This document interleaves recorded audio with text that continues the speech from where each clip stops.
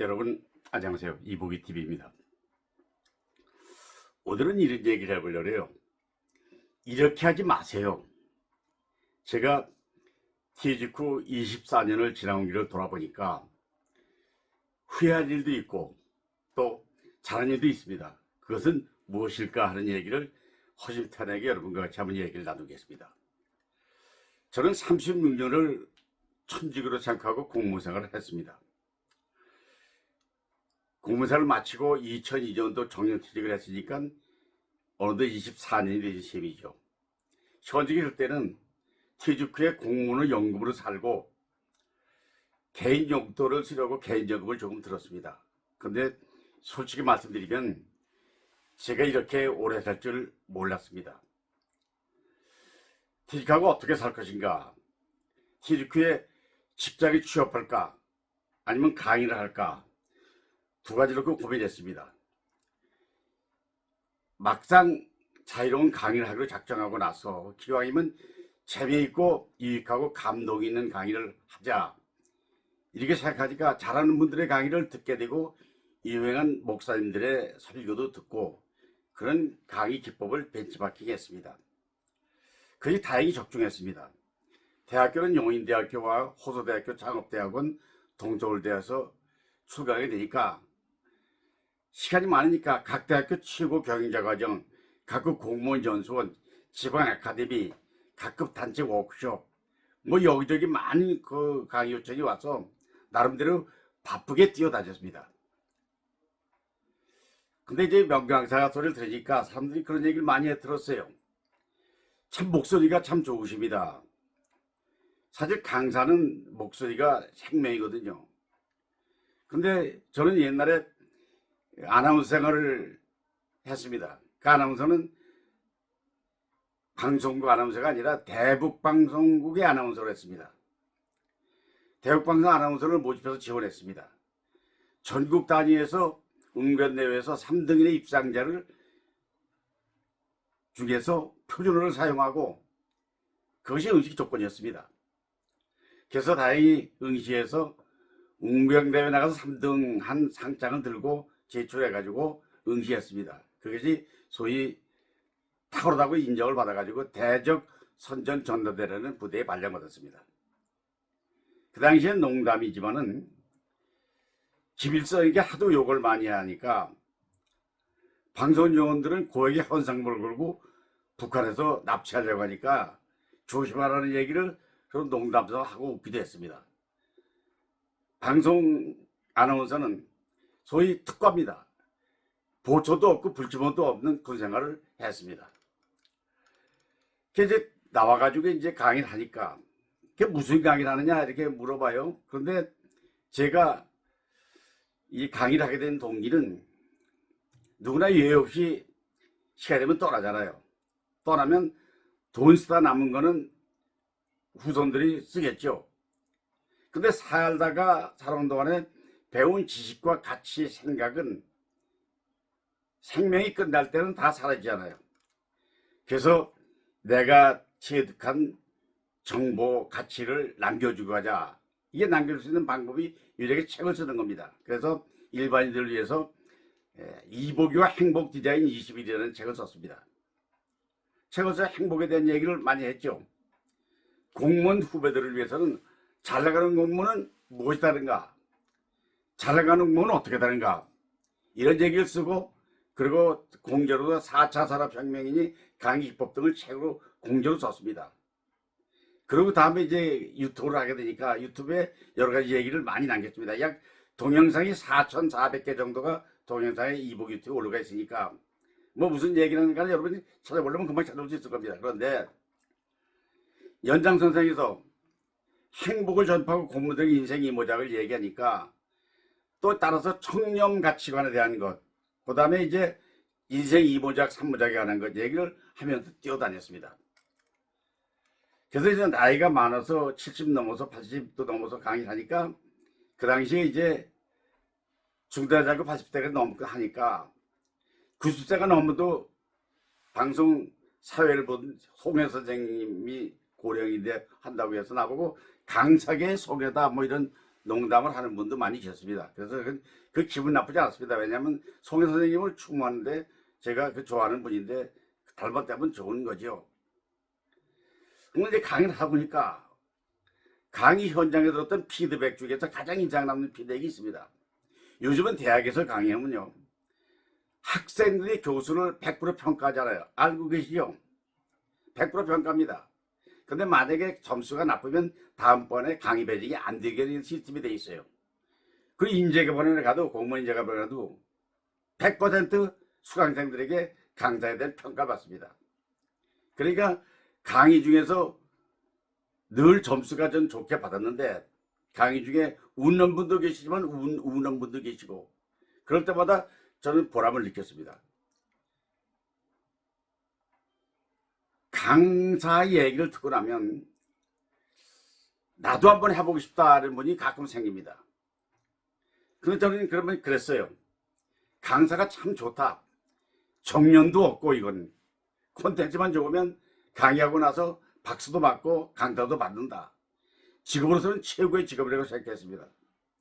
살아온 체험을 얘기하고 자신이 터득한 전문식을 담아 얘기하니까 뭐 어렵지도 않고, 다만 이제 약간의 테크닉은 필요하죠.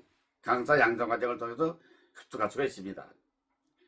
그래서 제가 불교 방송에 가서 엄원길 대장과 면담을 한 일이 있는데, 엄원길 교수가 강사 참 좋으십니다. 뭐 빈손 들고 가서 강의만 하면 강사를 받잖아요. 뭐 이러길래 내가 우스갯소리를 했습니다. 나는 진짜 좋은 건 엄원길 대장이 제일 좋은 것 같습니다. 나는 강사는 강의를 요청해야 요청해서 가는 거지, 요청하지 않으면 가서 할 수가 없다, 어디든지. 근데 등산은 산에서 오라소리 안 해도 가도 되고 언제나 내려와도 되고 아주 편하잖아요. 그보다 더 좋은 직업도 없습니다. 내가 서로 웃었습니다.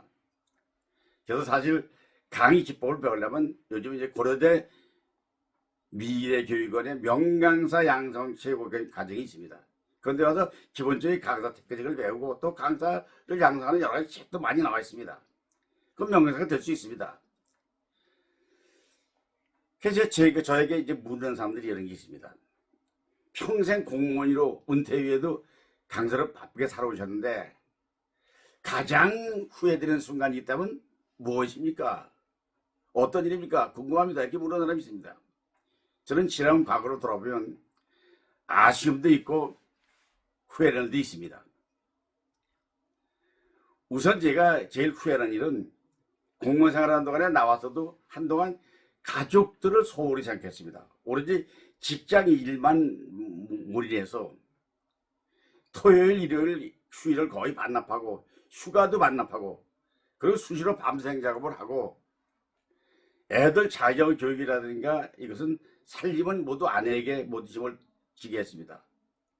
그러다 보니까 아들들이 특별한 재능이 있는데도 그 재능을 살지 못하고 사회적인 큰 날개를 다루지 못하고 지금 사는 것이 지금 후회되는 일 중에 하나입니다.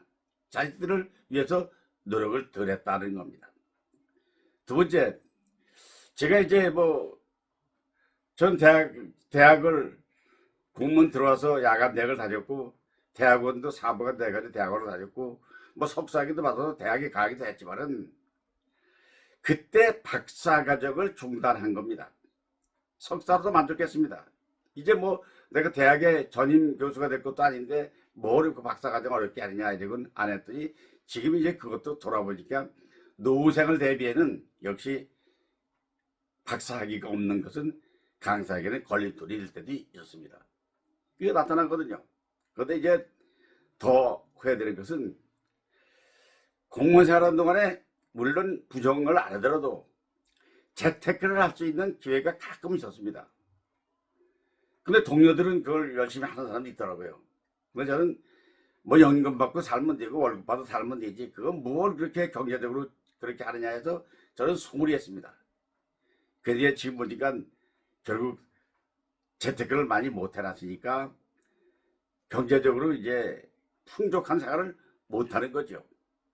되돌아갈 수 있다면 이 세 가지, 가족을 내게 좀 더 잘하라, 그 다음에 공부를 박사학위를 받아가지고 전문 지식을 더 갖자, 그다음에 재테크를 좀 더 열심히 해가지고 가족들도 나 자신도 안정된 생활을 하자.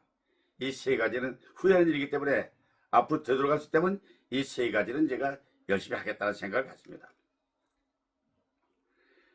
근데 은퇴 많은 분들이 이런 얘기, 노후 준비를 미리 할 걸 이러잖아요. 미리 할 걸. 미리 했으면 좋았죠. 근데 노후 자금을 어떻게 마련하고 어떻게 지킬까가 이게 이제 문제인데요. 저는 이제 젊은 시절에는요, 월급 받아서 살면 그대로 월급은 그대로 다 써버리는 패턴으로 살았습니다. 저축을 하는 것은 별로 생각을 하지 않았습니다.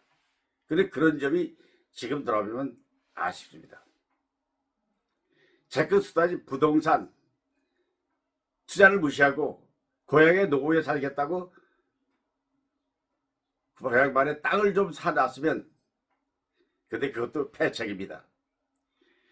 경험과 무식하게 주식에 돈을 탔는데 사기를 당하기도 하고, 저런 다음에 자식들에게 공유 개념을 버려야 된다고 생각합니다. 바람직한 노후에 대해서는 본인이 하고 싶은 일을 하면서 소득이 되는 일자리를 갖는, 그게 이제 금상첨화로 되는데, 사실 노후 준비를 미리 못한 것이 지금 후회되는 것 중에 하나다. 굉장히 좀 제가 건강해 보인다랍니다. 제 나이가 올해 이제 집의 나이로는 이제 뭐 서울을 쳤으니까 이제 86살이고요. 만으로만 이제 84세가 넘었지 않습니까? 그런데 지금 2시간 이상 강의를 하면서도 목소리 좋고 당당히 서도 얘기할 수 있는 게 어떻게 그 비결이 있느냐, 비결 알려달라 이렇게 말하는 사람들이 있습니다. 그건 뭐 물론 내가 뭐 그렇게 된 게 아니라 그렇게 이제 독답을 해주는 거죠. 제가 건강하다고 생각하지는 않습니다. 친구들이, 동료들이, 중학교, 초등학교, 고등학교 동문들이 많이 떠났습니다. 그런데 저는 늘 일을 하면서 건강을 생각하는 것은 늘 저명이 뭐냐, 해야 할 일은 힘들어도 하고 해서는 안 될 일은 하지 않는다는 것입니다. 그러니까 술, 담배를 하지 않았습니다. 그리고 가급적이면 걷기 운동이나 건강 한축을, 걷기 운동을, 근육 운동을 하고 피트니스에 가서 헬스장에 PT도 하고 음식을 아무거나 맛있게 잘 먹었습니다. 부모님이 주신 건강한 몸을 감사하게 생각하면서 잘 먹고 운동하는 것입니다. 그러나 아무리 운동을 하고 잘 먹어도 어느 시기에 이르면 다 두고 떠나야 되는 건 현실이지 않습니까? 근데 그걸 부정하거나 그걸 이겨낼 생각은 지금도 없습니다. 노후에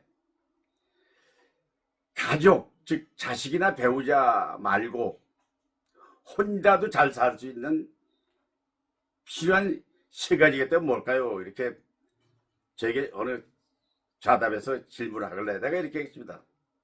노후의 외로움이 가장 큰 적이다. 외로움을 타는 겁니다. 가족이나 친구가 곁에 없더라도 혼자도 충만하게 살아가기 위한 필요한 조건은 세 가지를 꼽자면 저는 이렇게 말씀드리고 싶습니다. 첫째는 의미 있는 취미를 갖는 겁니다. 단순한 남은 시간 소비가 아니라 내가 기다리는 시간이 생기면 이롭지 않습니다.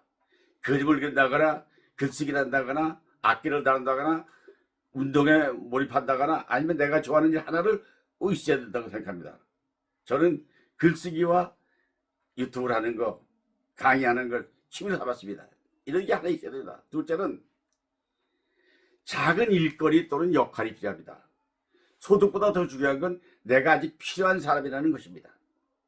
자원봉사, 재능기부, 지역봉사활동, 가벼운 일에도 노력을 하는 거죠. 저는 퇴직하고도 서울시 시의회 이사하면서 송파구 회장을 6년을 했습니다. 이게 봉사하는 거죠. 가벼운 일에도 나의 존재감이 나타나고 할 일이 있다는 거죠. 그러면 나 자신과 먼저 친해지는 것입니다. 혼자 있는 걸 두려워하지 않습니다. 오히려 스스로 돌보고 격려할 수 있는 시간이 필요한 것입니다. 자유와 충전의 시간이 될 수 있도록 삶을 디자인해야 됩니다. 노후에는 내가 주인공이 돼야 됩니다. 주인공을 남에게 맡기는 게 아니라 내가 주인공, 나의 삶, 바로 나 자신이고 내가 중심이라는 생각을 늘 버리지 않습니다. 은퇴 후에 새로운 일을 시작해야 되면 어떤 기준을 세울 거예요? 이렇게 질문한 분이 있더라고요. 은퇴는 끝이 아니라 인생의 제2박의 시작입니다. 새로운 일을 시작할 때는 세 가지 기준을 가지고 접근하면 됩니다. 첫째는 이 일이 내가 즐거운 일인가. 일을 하면서 괴롭다거나 짜증이 나거나 피로하면 안 되잖아요. 의무보다는 즐거움이 먼저입니다. 내가 돈이 좀 덜 돼도 내가 좋아하는 일, 시간이 가는 줄 모르고 몰입할 수 있는 일, 그런 일이 있으면 금상첨화죠. 두 번째는요, 나에게 맞는 일인가. 옷도 맞아야 입듯이 건강, 성향, 능력을 고려해야 됩니다. 예를 들면 조용한 성격인데 사람들이 만나는 일을 선택하면 오히려 못 갑니다. 내 스타일에 맞는 일을 진짜 맞아야 됩니다. 이게 내 스타일에 맞는 일을 골라 하는 것입니다. 셋째는요, 남에게 도움이 되는 일인가 합니다. 나 자신만 이기적으로 필요해서 하는 게 아니라 남에게도 좀 경험을 나눠주고 누군가 작은 도움이 될 수 있다면 그게 더 좋은 게 소명이 되죠. 의미와 가치를 함께 느낄 수 있는 일, 이게 가장 오래 갑니다. 그래서 사실 세 가지 기준은 즐거움, 적합성, 의미의 기준으로 선택하면 은퇴 후에도 새 일을 돈 버는 수단이 아닌 삶의 활력으로 되는 것입니다. 내일의 희망을 갖고 종교 생활도 원하고 싶습니다. 종교 생활에 심취해도 그것도 굉장히 삶의 질을 높이는 데 도움이 됩니다. 여러분, 오늘 제가 여러분에게 은퇴 후에 잘한 일과 후회하는 일을 얘기했습니다만 저는 강사로 쭉 살았습니다. 그리고 이제 지금도 강의를 요청하면 하고 유튜브를 하고 유튜브 요청하면 또 가서 얘기하고 봉사도 합니다. 자원봉사도 합니다. 재능 기부도 합니다. 이것이 삶의 활력을 내는 것이기 때문에 오늘도 늘 해야 될 일이 밀려있기 때문에 혼자 있어도 늘 해야 할 일을 즐겁게 하고 그러면 늘 웃음을 잃지 않고 뛰고, 그 다음에 제일 중요한 건 가정에서 가족들과 화합돼서 즐거운 시간을 함께 나누는 이런 지혜. 이것은 가족이 불행하면 어느 친구는 퇴직하고 나서 자기 가족하고 밥을 따로 해먹는다고 그래요. 한 집에 살아도 말을 안 한대요. 이렇게 하면 안 되죠. 가족과 더보다 즐겁게 살고 평생, 제가 이제 57년 결혼한 생활 되는데요, 불과 얼마 안 돼도 맨날 싸움이 나고 서로 다치게 되면 무슨 의미가 있겠습니까? 가족의 행복을 누리는 게 첫째고 본인의 건강을 지켜서 남에게 피해주는 게 셋째고, 그 다음에 언제나 오늘보다는 더 나은 내일을 꿈꾸는 희망적인 삶을 사는 인생, 이것이 보람있는 일이라고 생각합니다. 여러분, 이보규 얘기 재미있습니까? 뭐 참고가 됐습니까? 그래도 여러분 다 같이 돌아봐서 후회 없는 일, 더 잘한 일을 한번 시작하면서 오늘도 이보규로 화이팅 한번 해봅시다. 화이팅! 화이팅! 화이팅! 감사합니다.